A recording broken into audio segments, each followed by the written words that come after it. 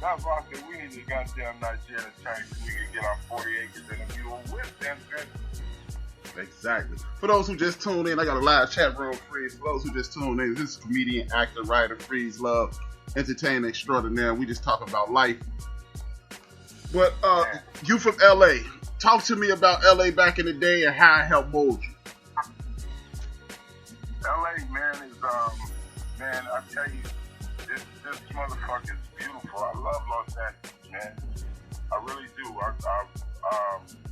You know, it's a trip because I lived outside of Los Angeles for a number of years. I lived in New York for about 13 years. I lived in Brooklyn. I lived in Harlem. I lived in Washington Heights. Dang. Yeah, and in Manhattan too. I lived in, you know, I really experienced the New York thing, college. And you know, I mean, the whole circuit of comedy is just in the 5 boroughs alone.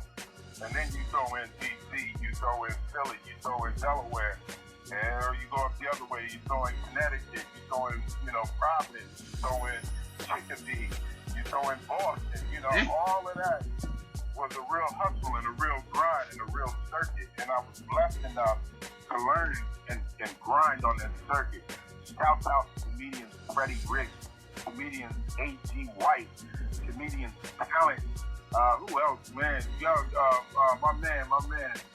Yeah, I can't think of his name, man. Drew Frazier. Shout out to Drew Frazier. All of these cats were guys that were East Coast comedians, and me being 10 years in the game from LA, honestly, I was bored. I was done. It's like I did the Comedy Store. I started at the Comedy Store. I was at the Comedy Store for years, at the Improv, at the Laugh Factory, you know, even in the hood at the Comedy Act Theater. I was at Maverick Flats. I was in Compton at the Crystal Ballroom.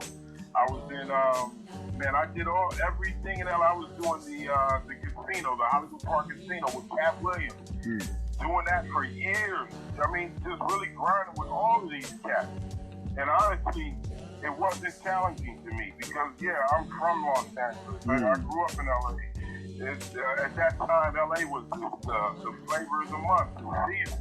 With Snoop Dogg and the whole dog hunt. I was in Murder Was the Case with Snoop, and yo, it was love.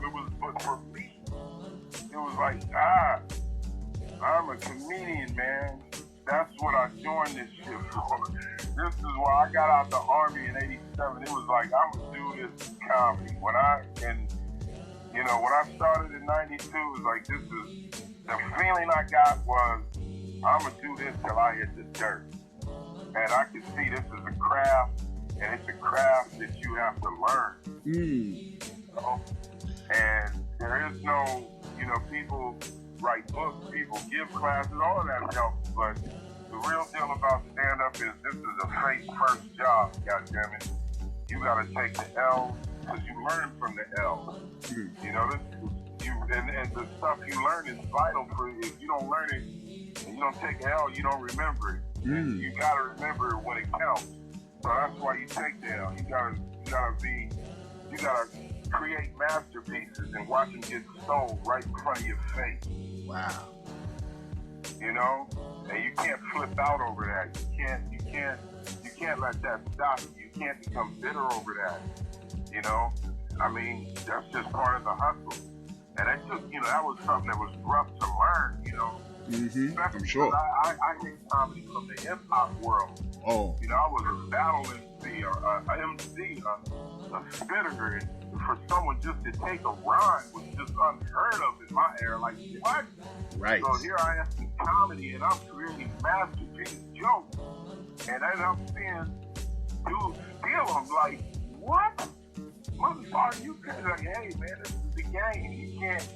You can't go around beating people up. You can't even be confrontational, man. You gotta smile and keep it moving. So it's like, what are you gonna do? Are you gonna be a creator or are you gonna be a fighter?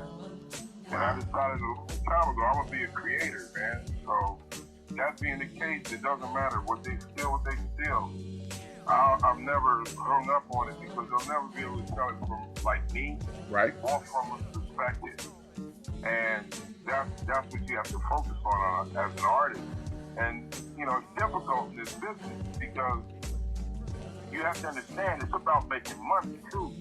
So it's got people that have to show up. If they gotta, you know, hit a big star that they write for, and their job is to have 10 new jokes, and they're not necessarily that creative, then yeah, they're gonna go to the comedy club and they're gonna listen to who's up there, and they're gonna decide whether this guy's got enough pull to retaliate or to make us think about it. And if he doesn't, if he's a new jack, or if he's somebody that, you know, that is not connected like they are, then yeah, they're gonna take that joke because they gotta show up.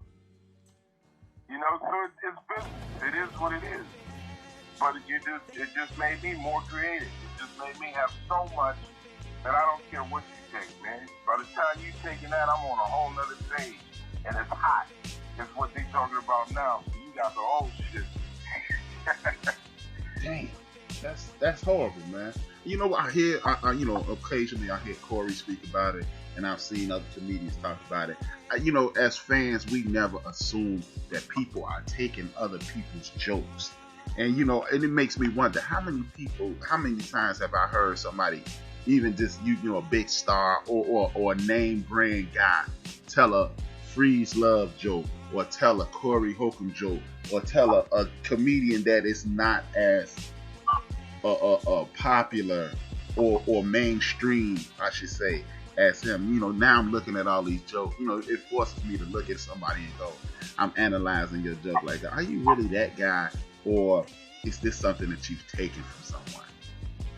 Yeah, well, so I tell you, you know, it's just you just have to realize, man, there's so many different ways to skin a cat, man. Right. You know what I'm saying? So who am I? Who am I to say? I mean, it's like I say, I don't steal jokes. I don't want. Once I hear somebody talk about something, hey, I leave that alone. Right. I don't even want this no more. I want something that someone's not talking about. Right. That's me. Okay. There's other guys who are like, you know, they're around a whole other group of people. You know, they're like, man, did you hear that joke so-and-so said? What? The one about the so-and-so? They say, yeah, I'm saying that tonight. Oh, you late, sucker. I said it last show. Wow. You know, it's just that's their culture, man. That's how they approached it. You know, so to me, it was like, okay, well, what are the jokes that is stealing from me, man? You know, I had a joke about, you know, something like this joke about right? Yeah. Yeah, this was back in the day. The was something that was straight from my hood. Right. And out in California. It was something that one of my homies was saying. Man, this nigga's running around. This nigga came out. Nigga, the one kicked his door open. This nigga's up in there in the Dunkin' and the white beaters. And I said, whoa, the Dunkin'? He said, yeah, nigga, the Dunkin'. Nigga looking like a superhero with the little man panties on. Nigga, the Dunkin'. And I thought that was hilarious. I said, nigga, I'm taking that to the stage. That's my homie. That nigga makes low riders and raises good bulls. I work in the film industry. He's not in comedy. He said, that's you, homie. Take it to the stage. I said, man, that's from me. From you to me, man, I'm going to make that rock. And I did. Then, boom, I hear on another very, very comedy comedian doing a whole joke about the Dunkin' This is my joke. Wow. Not only that, but the dude is actually suing another comedian that he claims robbed him of material. Now, both those dudes got way more money than Freez Luv, and I'm sitting here like, motherfuckers, if the nigga that I took the Dunkin' from actually showed up to either one of you motherfuckers, I promise you'll tell that nigga he made that joke up. Right. That's what I know about the Dunkin' joke. But I had to let that rock. Like, okay, you got that. That's on your album. It's your material. And I've told my actual jokes so many times. And people in the audience say, hey, man, I heard so-and-so say that. I say, hey, thank you for letting me know. Right. Because there are a few characters that, you know, I can sit up and watch their set And as they're saying that set, I'm like, oh wow, there's my man Freddie Rich Joe. Oh wow, and now he's on to a Kenny Williams show. Oh wow, now he's on to that nigga's actually taking a talent show. Show from Rob Stapleton. And I think Rob Stapleton took that joke from that nigga, my nigga Brooklyn Knight. Wow. You see the jokes like Vines, like Roots, like. That's bananas. And like you, I come from a hip hop background, so that's unheard of for me, man.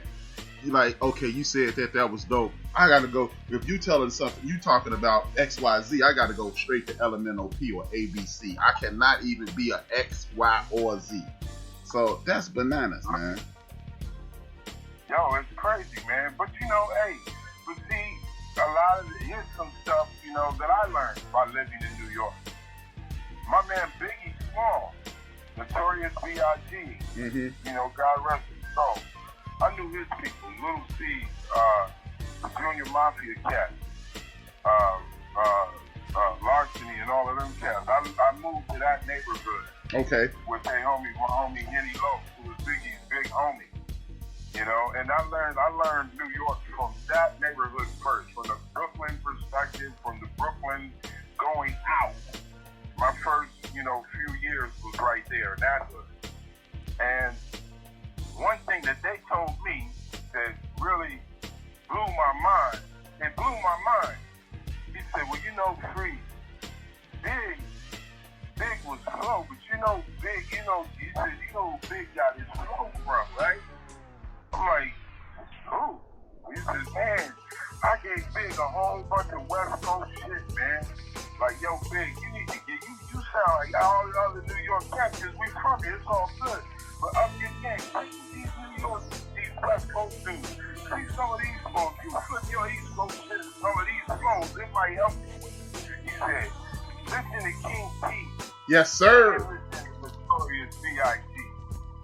I'm like, wow. Shout out to King T, man. Absolute truth. King T, foundation of the alcoholics, Divots, all of them. King T, the homie. King T flows was number one. They was unique. They were his flows.